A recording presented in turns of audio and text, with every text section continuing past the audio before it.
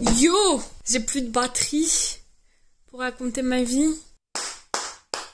Mais on le fera plus tard. Aujourd'hui, on va parler d'un sujet qui m'a mis grave en retard en fait sur toutes les vidéos. Et je pense que c'est typiquement à cause de ce sujet-là que vous n'avez pas eu de vidéo la semaine dernière. Il n'y a pas que ça. Le sujet que nous allons aborder, je ne savais absolument pas comment l'aborder. Et je pense que c'est ça qui me stressait. En fait, il est tellement vaste, tellement vague, que je savais pas trop quoi dire, parce qu'il y avait plein de choses à dire. Parce que, typiquement, c'est quoi être une bonne personne? Est-ce que vous vous considérez comme des bonnes personnes, vous? Dans ce doute, j'ai regroupé plusieurs notions. Donc, le fait d'être gentil, même si j'en parle pas trop. Le fait d'être parfait. Et donc, le fait d'être cette bonne personne, équilibrée, sensée et raisonnée. Ce genre d'humain exceptionnel que nous trouvons parfait. Que nous jalousons, en fait. Alors, j'ai une question à vous poser pour cette introduction de vlog. Ma question, c'est: est-ce que vous préférez être intelligent ou gentil? C'était l'une des questions du test de personnalité MBTI que nous pouvions trouver sur internet. Mais les questions ont changé depuis. J'ai jamais été d'accord avec un ami qui m'affirmait et me répétait que pour lui c'était mieux d'être intelligent. Je suis pas du tout, mais alors pas du tout d'accord. Il m'expliquait qu'il fallait savoir être gentil, mais pas avec n'importe qui. Il fallait être assez intelligent pour savoir avec qui l'être. Ce à quoi je répondais que être gentil ça ne veut pas dire être naïf ou soumis ou complètement dans l'oubli de soi. Être gentil c'est,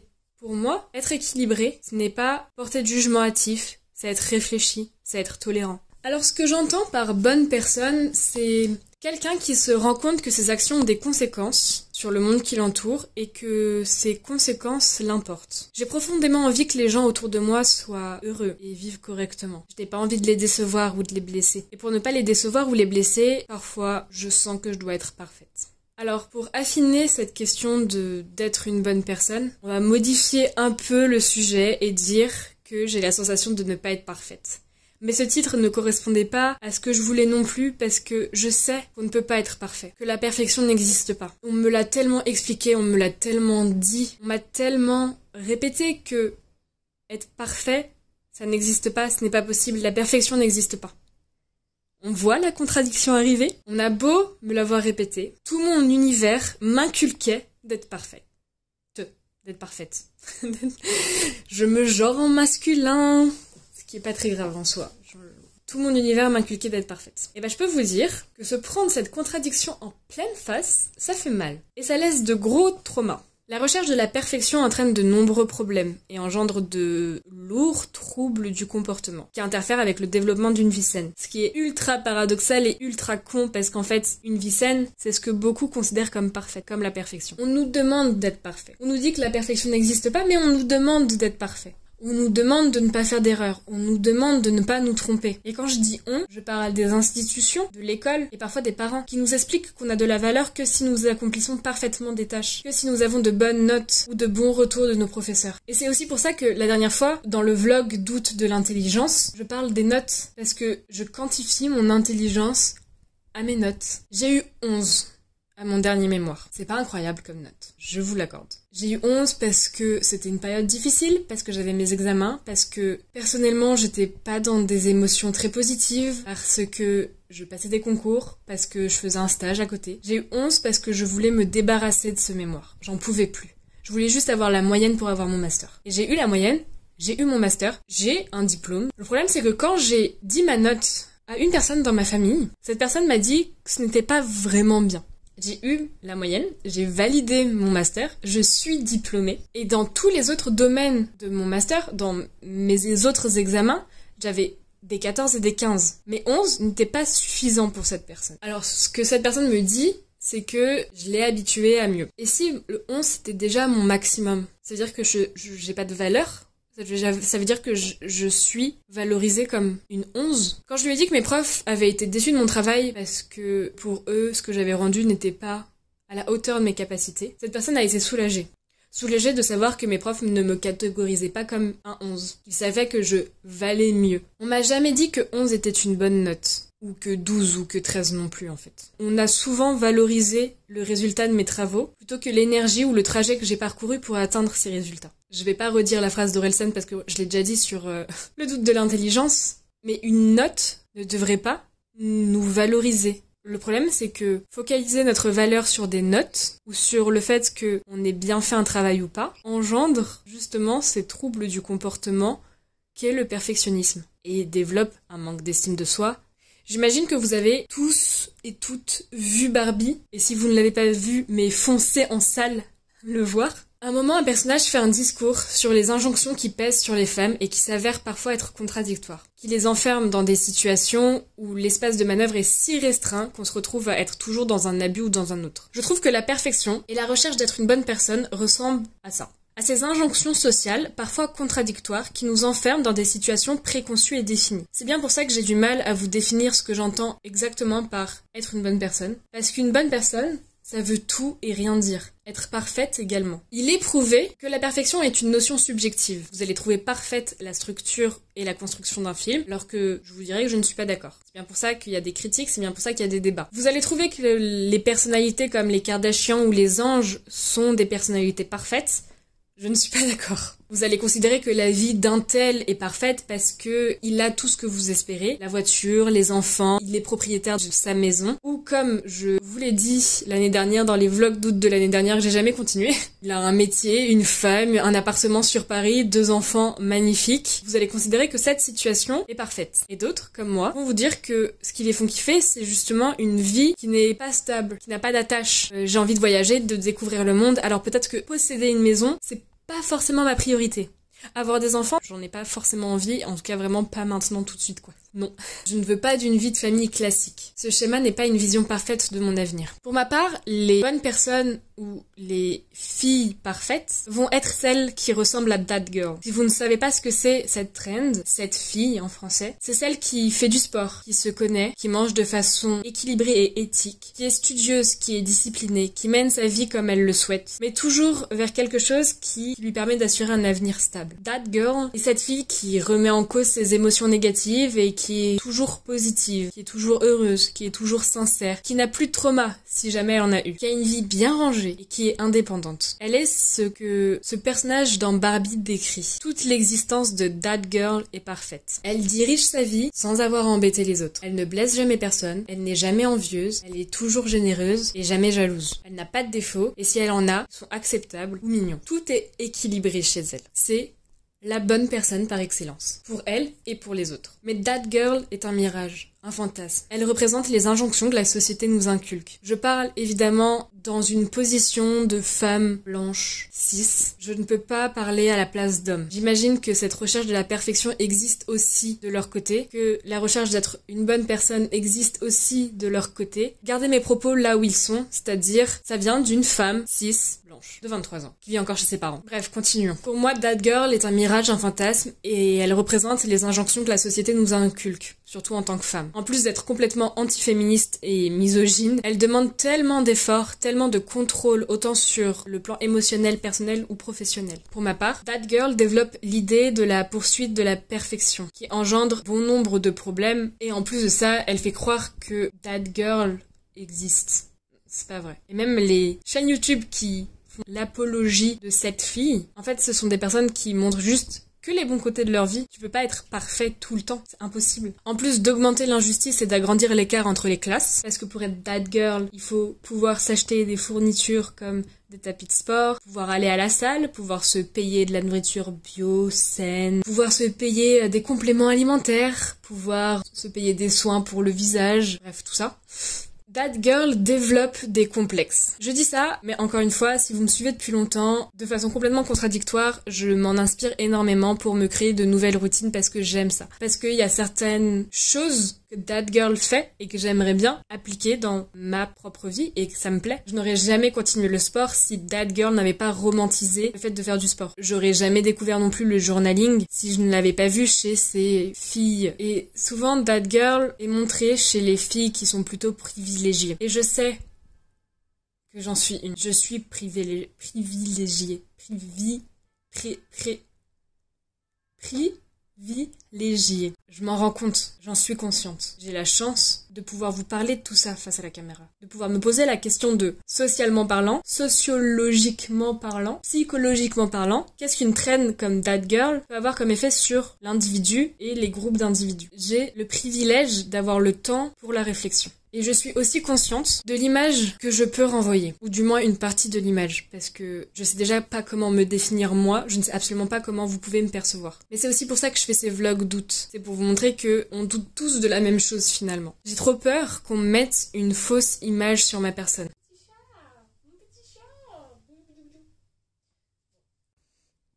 Oh là là là là là. Bah ouais, casse-toi, tu fais des bêtises là.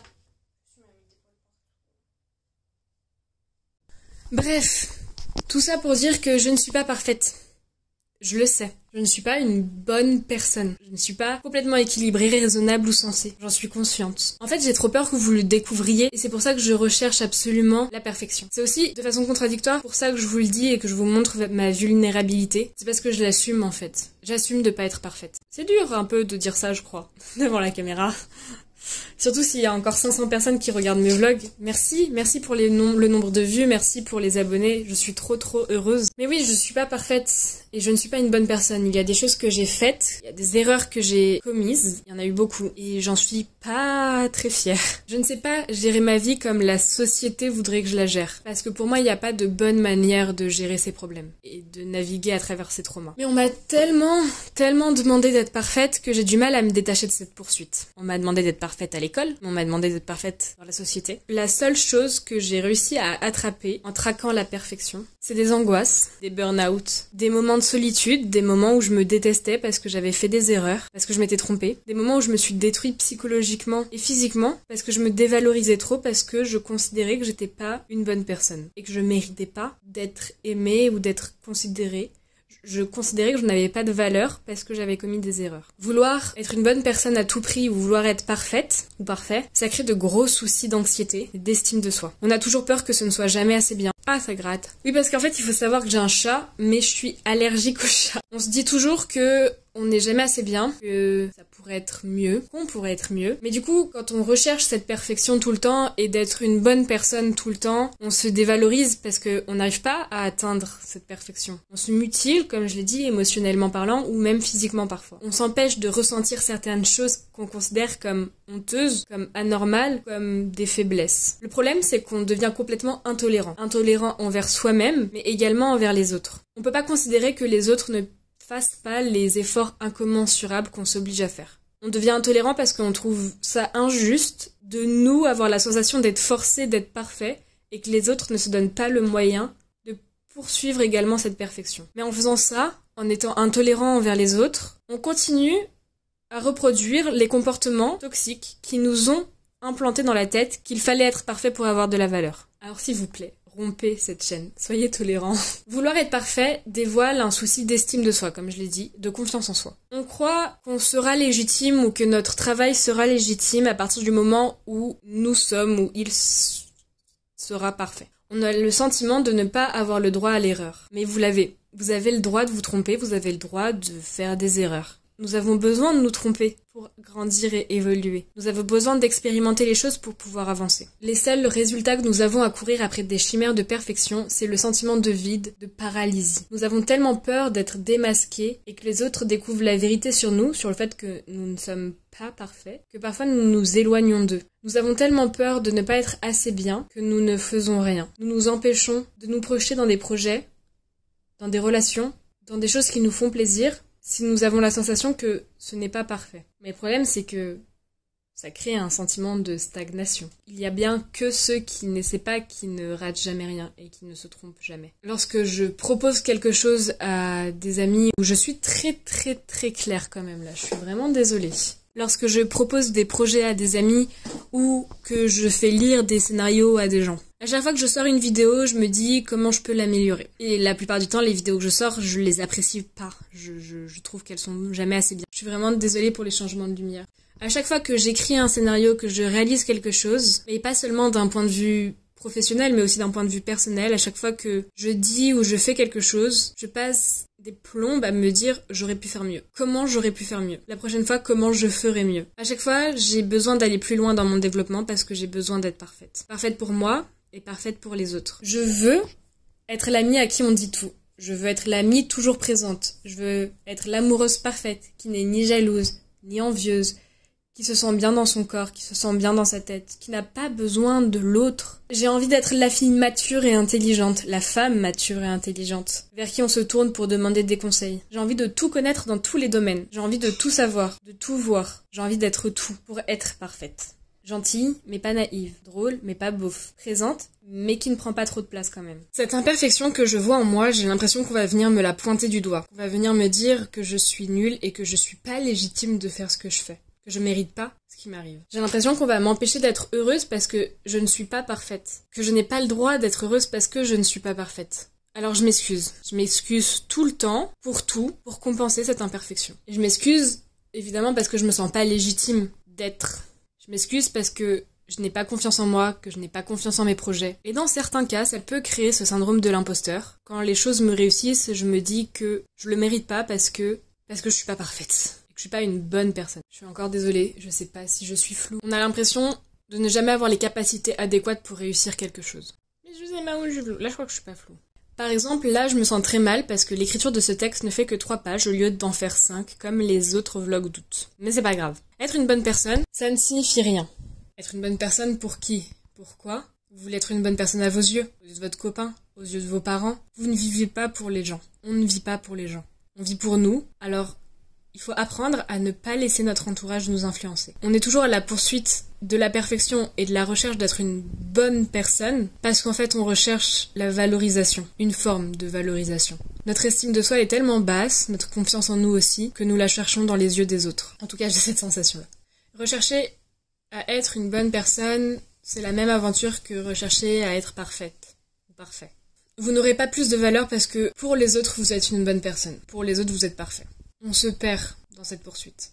On se perd parce que on se cantonne très rapidement au jugement des autres et on se perd nous-mêmes, on perd qui on est. Je vous propose qu'on modifie la vision qu'on a de la bonne personne. Une bonne personne, c'est celle qui évolue en acceptant l'erreur. C'est des gens tolérants, mais qui se pardonnent de parfois ne pas l'être. Vous êtes des belles personnes, de bonnes personnes, parfaites comme elles sont. Vous êtes légitimes, vous êtes aimables, vous n'avez rien besoin de prouver à personne. Ayez de la valeur à vos propres yeux et pas sur une échelle de notes ou sur un projet ou un travail que les autres vont valoriser ou non, apprécier ou non. Vous n'avez rien besoin de prouver à personne. N'attendez pas la validation des autres. L'approbation des autres ne nous rendra pas meilleurs. Nous sommes très bien comme nous sommes. L'important est de savoir ce que vous voulez mettre en avant dans vos vies. Quelles sont vos valeurs, vos idéaux, quelles sont les croyances que vous avez. On est tous de bonnes personnes. Il faut juste apprendre à le montrer et ne pas avoir peur de le montrer.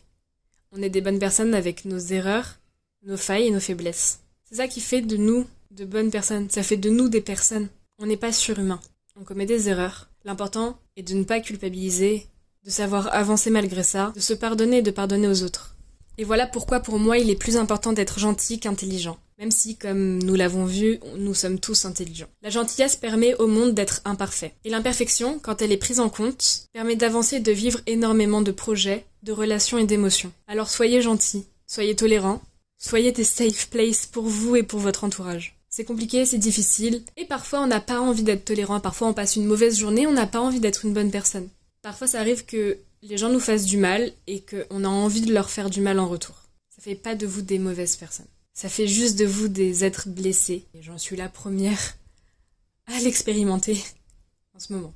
Nous ne sommes pas de mauvaises personnes. On vit, c'est tout. Soyez tolérants envers vous-même et envers les autres, soyez gentils. Prenez soin de vous, aimez-vous, parce que vous le méritez, vous êtes des personnes formidables. Vous n'avez pas besoin d'atteindre la perfection pour être parfait, parce que vous l'êtes déjà. Je vous fais des bisous. Aimez, partagez, pas seulement la vidéo. Gros bisous. Ciao.